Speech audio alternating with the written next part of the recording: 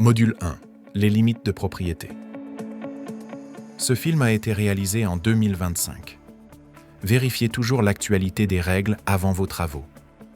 En règle générale, aucun élément d'un bâtiment ne doit empiéter au-delà des limites de propriété. Toutefois, une exception existe, le droit de surplomb. Avec la loi Climat et Résilience, ce droit a été étendu aux travaux d'ITE. Il permet, sous certaines conditions, à un propriétaire de faire dépasser un isolant sur le fond voisin.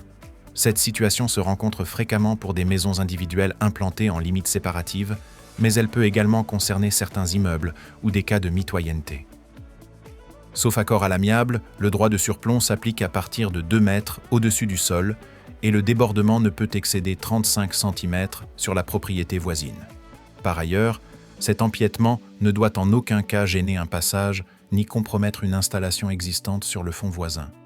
Afin de bénéficier de ce droit de surplomb, il faut premièrement l'accord du propriétaire voisin pour un domaine privé ou l'accord du gestionnaire du domaine dans le cadre public. Ce droit de surplomb doit pouvoir être justifié. Il faut en effet être en capacité de prouver qu'aucune autre technique d'isolation ne possède de meilleures performances pour ce type de façade, ou alors celle-ci est excessivement coûteuse. Enfin, le propriétaire du terrain surplombé a droit à une indemnisation. Les conditions de cette indemnité doivent être définies dans une convention formalisée par un acte notarié. Nous vous rappelons qu'une première série de vidéos est disponible pour connaître les bases de l'ITE et de sa pose. Pour en savoir plus, adressez-vous au mur Manteau, qui vous orientera vers un organisme de formation.